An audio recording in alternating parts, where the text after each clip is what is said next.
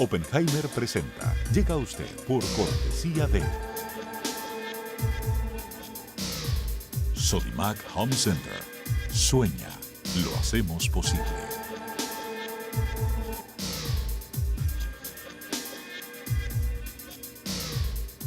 Gingroup, líderes en administración integral de capital humano. Estudia en Argentina. Carreras acreditadas internacionalmente. Residencia universitaria. Aranceles a tu alcance. UADE, una gran universidad. Arcos Dorados.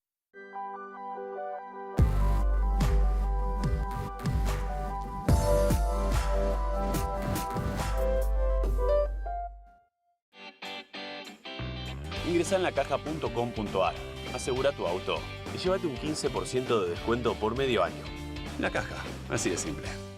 ¿Sabías que según un estudio de la Universidad de Oxford, casi la mitad de los trabajos actuales podrían dejar de existir en 10 años? La inteligencia artificial llegó para quedarse. ¿Cómo te va a afectar la automatización? ¿Cuáles son los trabajos del futuro? Andrés Oppenheimer te lo cuenta en su nuevo libro, Sálvese quien pueda. Y no te quedes atrás. Encuéntralo en librerías.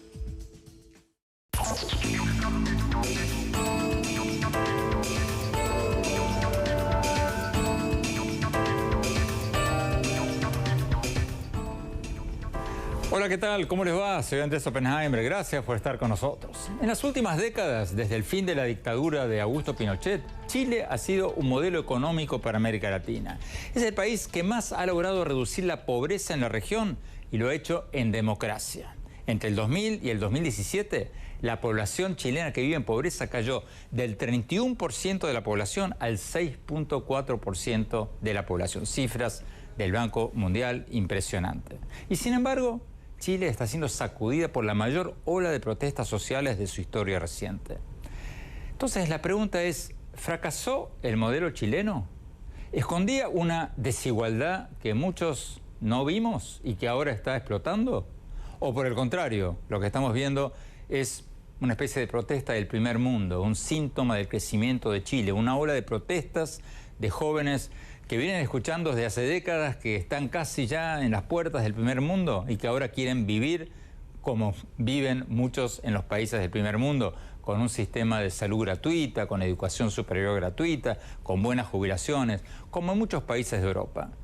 Obviamente, el modelo chileno, por más exitoso que fuera, necesita una corrección. Porque, aunque fuera cierto eso que deslizan algunos funcionarios chilenos de que hubo injerencia extranjera, agitadores chavistas para incendiar las estaciones de metro y sembrar noticias falsas, lo cierto es que una buena parte de la sociedad chilena está inconforme y así lo manifestó en las calles.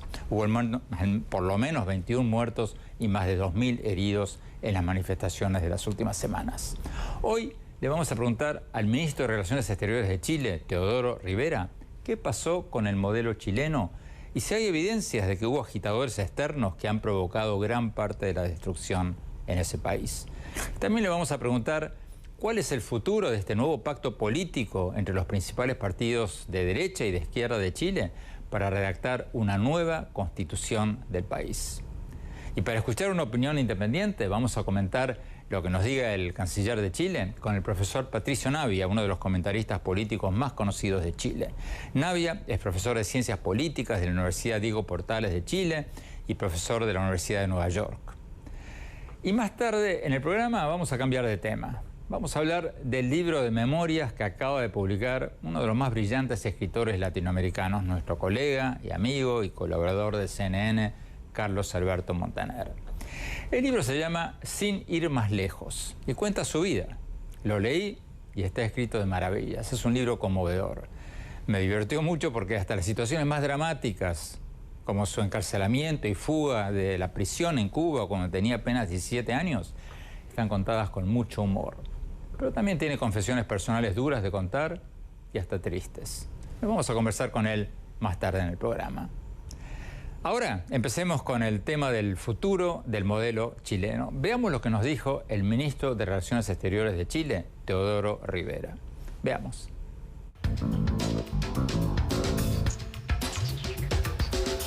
Ministro Teodoro Rivera, muchas gracias por estar con nosotros.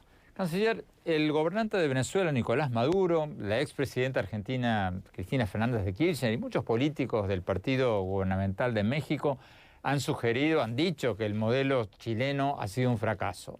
Lo califican de supuestamente elitista, excluyente, neoliberal. ¿Qué responde usted a esas críticas? Bueno, hay países que se refieren despectivamente al crecimiento económico de Chile y al impacto social que ha tenido, pero cuando uno mira sus propias cifras son catastróficas. Chile primero es un país pequeño, sin grandes recursos, que en los últimos 30 años ha logrado disminuir sustancialmente la pobreza.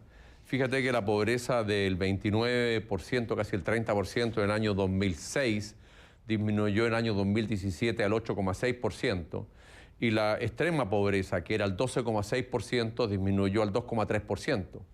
Es decir, Chile ha logrado que las personas salgan de la pobreza sustancialmente, ha logrado que sus sectores populares y clases medias puedan estudiar en la universidad, tengan estudios terciarios, y finalmente ha logrado que la expectativa de vida aumente sustancialmente. Hoy día la expectativa de vida del chileno es 80 años, mientras que en Venezuela 72. La verdad es que hoy día tenemos un sistema económico muy eficiente, producción de riqueza, pero lo que tenemos claro también que el crecimiento económico no es suficiente. A medida que se forman las clases medias, esas clases medias demandan también mayores seguridades. Y parte del programa de gobierno del presidente Piñera era abordar las seguridades que la clase media demanda, como es una mayor seguridad que las pensiones sean más adecuadas para mantener estándares de vida, seguridades en caso de enfermedades y seguridades en caso de que uno pierda el trabajo. Parte de esas medidas no se pudieron implementar porque también, seamos francos, en Chile se ha producido en los últimos años una menor capacidad de diálogo en los grupos políticos y los proyectos de ley no pudieron tramitarse porque no se tienen las mayorías. Sin embargo, hoy día se están tramitando y eso es muy importante. Pero ¿cómo se explican entonces estas protestas sociales multitudinarias? Porque es cierto que Chile ha disminuido muchísimo la pobreza, más que la mayoría de los otros países latinoamericanos en los últimos 30 años. Pero muchos dicen, incluso muchos economistas dicen que ese crecimiento ha sido desigual, que ha beneficiado mucho más a los ricos que a los pobres. ¿Cierto o falso? El porcentaje de desigualdad entre ricos y pobres ha disminuido sustancialmente en los últimos años en Chile, porque han habido focalización de recursos para que esas desigualdades no se manifiesten en los términos que estaban antes. Efectivamente, en Chile hay desigualdad, pero hay países latinoamericanos que tienen aún mayor desigualdad que la de Chile. Es un desafío que tenemos por delante, pero yo creo que entender lo que sucedió en Chile sería superficial si dijéramos que es unicausal. En realidad, lo que sucedió en Chile tiene muchos factores que la clase política no fue capaz de percibir a tiempo. Se produjo una disociación entre los partidos políticos y las personas. Las personas hoy día se relacionan principalmente a través de Internet y otras vías, y lo que hemos tenido es un estallido social que, sin embargo, no ha cuestionado el sistema democrático, y yo no conozco a nadie de la gente que ha protestado que ha salido a decir por la calle que quiere volver a un sistema socialista, estatista o un sistema como el que impera hoy día en Venezuela. No. Lo que las personas quieren es seguir creciendo económicamente, pero tener seguridades en caso de enfermedad, seguridades por la vejez, seguridades en caso de paro. Y son desafíos que el gobierno tiene por delante y que se pueden hacer porque como tenemos un país con crecimiento económico, podemos destinar recursos crecientemente a solucionar los problemas de la gente.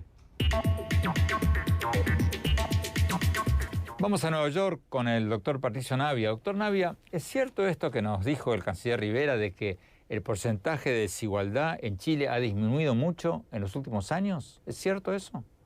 Es verdad, ha disminuido la pobreza y también ha disminuido la desigualdad. No ha disminuido mucho, pero sí ha disminuido. El país es más rico y hay menos desigualdad de ingresos. Y creo que ahí está el problema, porque las demandas no son solo respecto a la desigualdad de ingresos, las demandas tienen que ver con desigualdad en el trato, con una cancha que no es pareja, con reglas que no aplican igual para todos. A la élite chilena, la élite empresarial y la élite política le aplican reglas mucho más permisivas duras que al resto de la población. Usted puede no pagar impuestos si es miembro de la élite o puede cometer faltas graves si es miembro de la élite, y el sistema judicial lo trata de una forma muy distinta a que si no es miembro de la élite. Entonces las demandas de la gente no tienen que ver solo con desigualdad de ingresos, sino también con desigualdad en el trato, en el sistema judicial, en las oportunidades y en una serie de otras dimensiones que van más allá solo de los ingresos.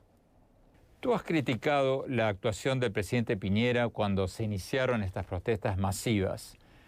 ¿Qué hizo mal el gobierno? ¿Qué hizo mal el presidente Piñera?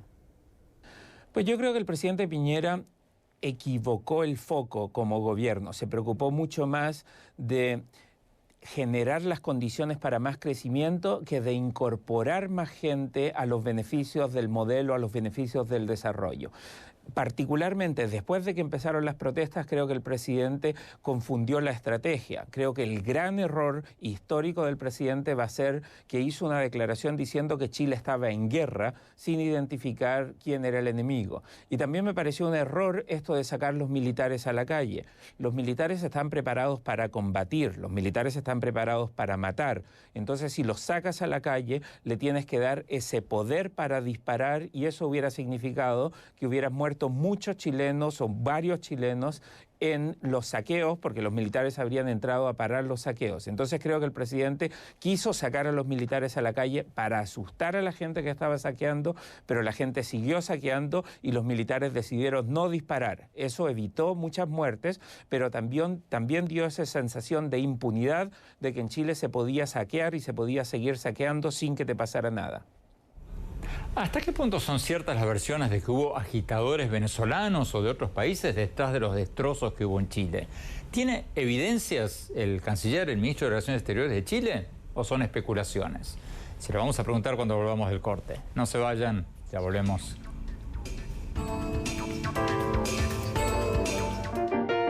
Sueña con ser el papá que tiene las herramientas para hacerlo todo.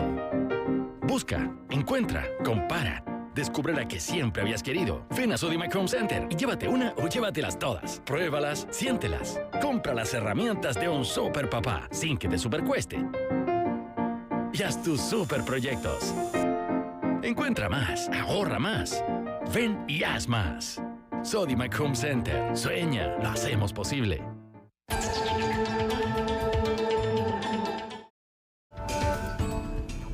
Gracias por seguir con nosotros. Estamos analizando si se pinchó el modelo chileno o no.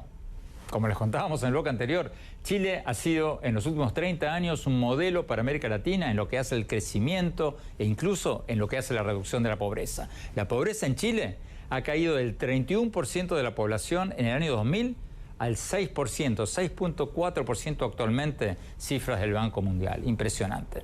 Y sin embargo, una gran parte de los chilenos están descontentos y han salido a protestar a las calles. Sigamos viendo la entrevista con el ministro de Relaciones Exteriores de Chile, Teodoro Rivera.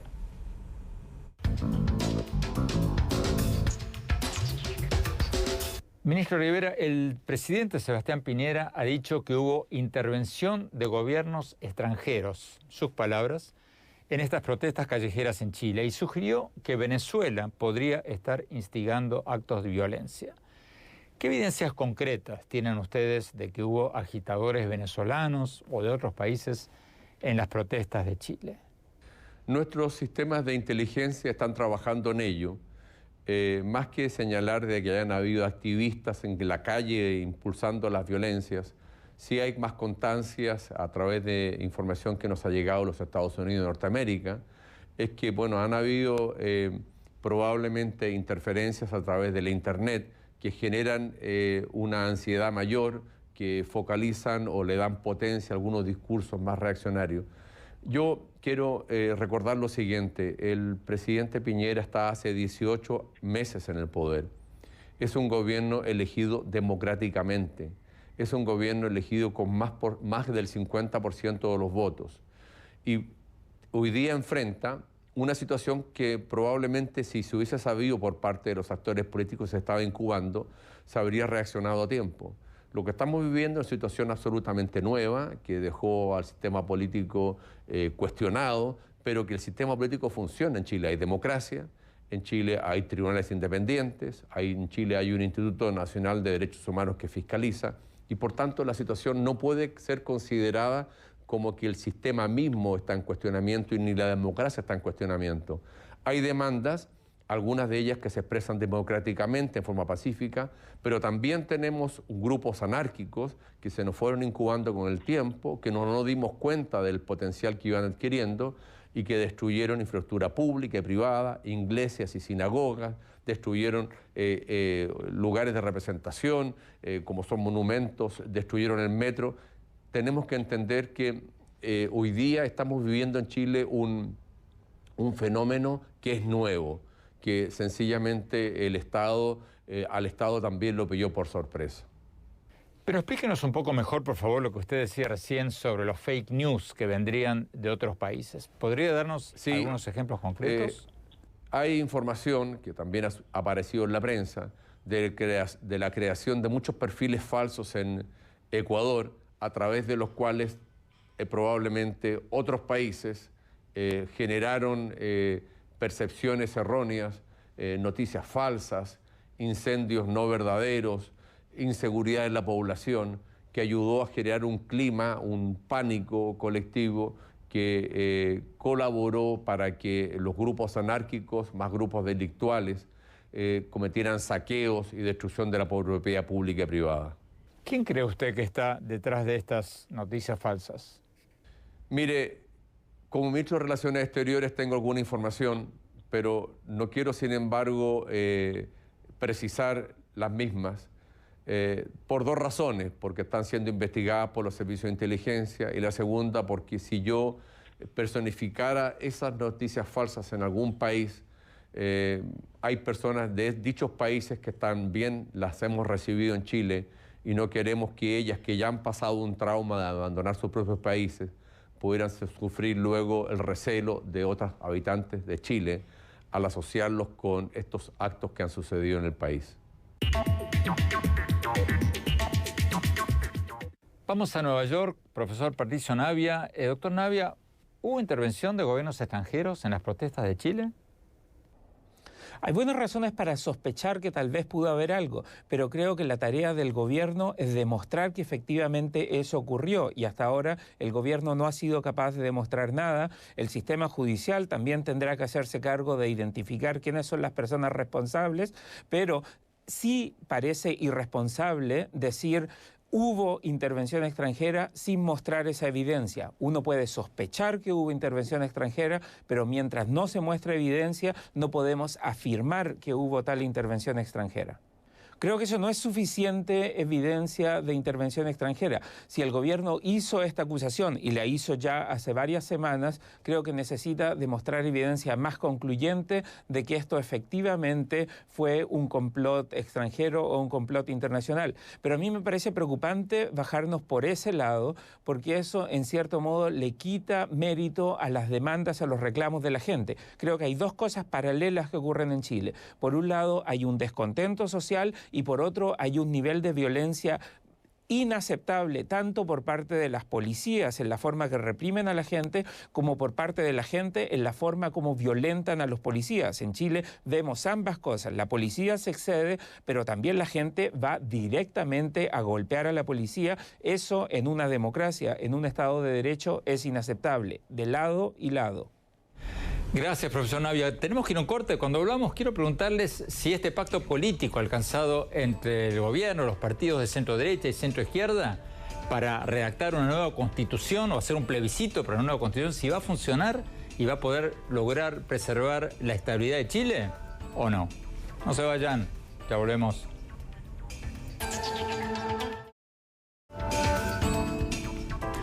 Gracias por seguir con nosotros. Estamos viendo la entrevista con el ministro de Relaciones Exteriores de Chile, Teodoro Rivera, sobre si se pinchó o no el modelo chileno y qué va a pasar de ahora en más. Sigamos viendo.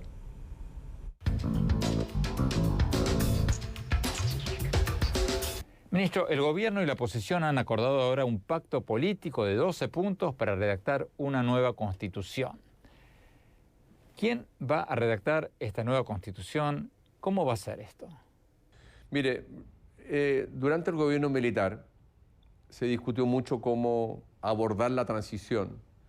Y los grupos políticos de diversos sectores, salvo el Partido Comunista, estuvieron dispuestos a llegar a un acuerdo nacional y luego llegar a modificaciones constitucionales y seguir adelante. La transición política chilena es una transición pactada, una transición que se desarrolló conservando las bases del crecimiento económico y que ha permitido que Chile hoy día sea uno de los países con mayor ingreso per cápita de Latinoamérica, con una fuerte estabilidad y muy atractivo para las inversiones. Lo que nos enfrentamos los chilenos hoy día es a recomponer y revitalizar y reverdecer nuestro pacto social, ya no solamente en materias sociales y económicas, sino que también en materias principalmente constitucionales. Vamos a Nueva York al doctor Patricio Navia. Doctor Navia, ¿va a funcionar este pacto político para redactar una nueva constitución? ¿O, por el contrario, a la hora de ponerse de acuerdo, qué va a decir esa constitución? ¿Se van a pelear todos los partidos políticos y el país va a entrar en un caos todavía mayor? Pues no es fácil. Creo que es una buena señal decir nos tenemos que poner de acuerdo y nos tenemos que poner de acuerdo con una mayoría de 2/3. Pero eso también implica un desafío complejo, un desafío importante. Ponernos de acuerdo en temas relevantes, difíciles, complejos, por mayoría de 2/3 no es fácil. Esta Asamblea Constituyente, si se elige en octubre de 2020, va a tener como máximo un año para producir una nueva Constitución. No obstante, lo que más me preocupa a mí no es que los políticos se vayan a poner de acuerdo, no. Lo que más me preocupa es que mucha gente cree que una constitución mágicamente soluciona los problemas y los desafíos del país. Entonces la constitución va a tener un capítulo muy extenso que va a garantizar un montón de derechos, el derecho a la felicidad, el derecho a vivir 120 años, el derecho a una salud plena, pero esas cosas no se garantizan solo porque las pones en el papel de las constituciones. Las constituciones de América Latina tienen un montón de derechos garantizados y en la práctica esos derechos no se garantizan. Entonces me da la impresión de que el gran desafío de Chile pasa por generar más crecimiento, más desarrollo y distribuirlo mejor, mucho más que por discutir una constitución, algo que es muy importante y es fundamental, pero el gran desafío de Chile no está en poner las cosas en el papel, sino que en generar las condiciones económicas para que haya una torta más grande y esa torta se pueda repartir mucho mejor. Pero en vista de todo esto, ¿tú eres optimista o pesimista de que Chile pueda volver o seguir creciendo y al mismo tiempo ser un país con mayor equidad social? Yo uso la siguiente metáfora. Chile es un avión y este avión tiene algunos problemas porque la gente que va en económica se rebeló contra la gente que va en business porque toda la comida, todo el alcohol, todas las frazadas, todos los baños están en business y la gente en económica va muy amontonada atrás. La tripulación también se peleó, el piloto cerró la puerta y dijo aquí hay terroristas y estamos en guerra. La buena noticia es que las 4 turbinas del avión están funcionando, por lo tanto no hay razón para que el avión se caiga. La mala noticia es que se están peleando todos dentro del avión y cualquier loco puede abrir una puerta y el avión se va a caer. No por problemas mecánicos, sino porque la gente adentro del avión no se puede poner de acuerdo.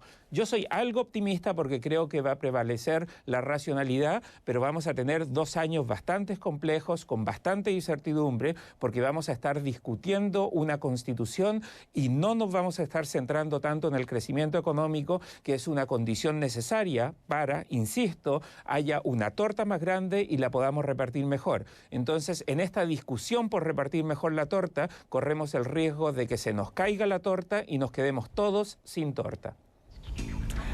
Muchas gracias, profesor Navia. Buenísima esa metáfora del avión. Tenemos que ir a un corte. Cuando hablamos, vamos a hablar sobre el fascinante libro de memorias que acaba de publicar el gran ensayista y novelista cubano, colega de CNN, Carlos Alberto Montaner. No se vayan, ya volvemos.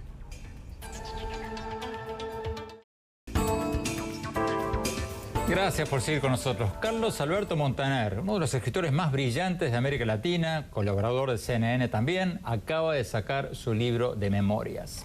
El libro se llama Sin ir más lejos.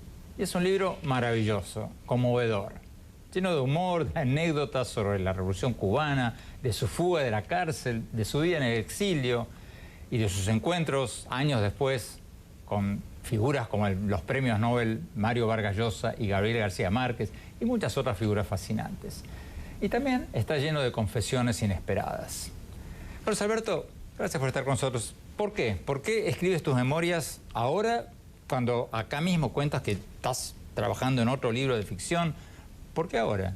Porque estoy viejo y porque yo creo que es la hora de publicar estas cosas antes de, como decía Reinaldo Arenas, antes de que anochezca.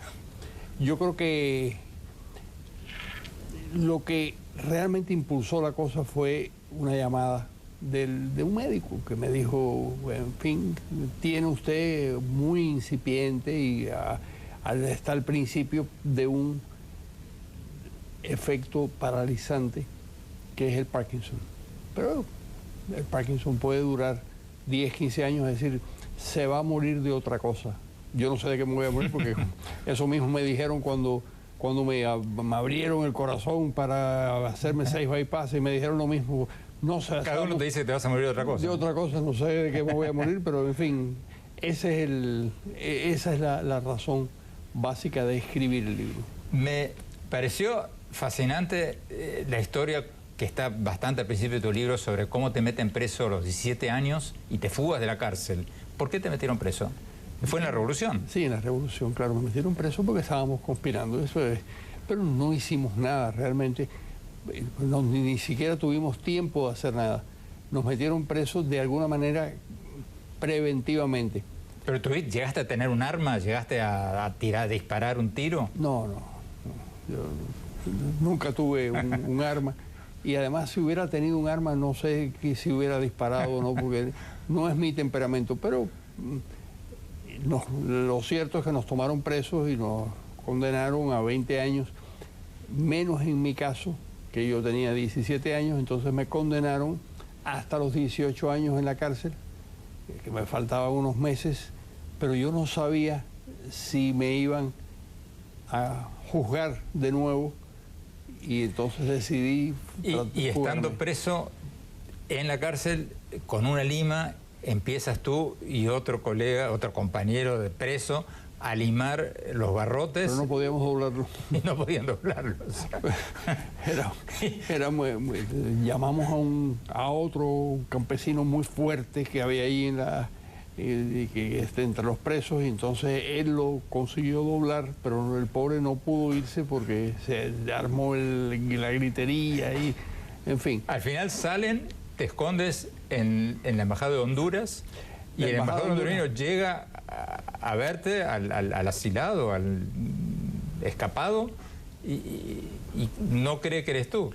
Claro, porque mi madre, que había conseguido el asilo, le dijo, mi niño que tiene 17 años, claro, yo me había casado a los 16 años y era todo un hombre, tenía bigote, qué sé yo, era una cosa realmente precoz. Y entonces el embajador llegó y preguntó, ¿quién es el niño? ¿Dónde está el niño? Él esperaba un infante. Un infante. Entonces le dijeron, no,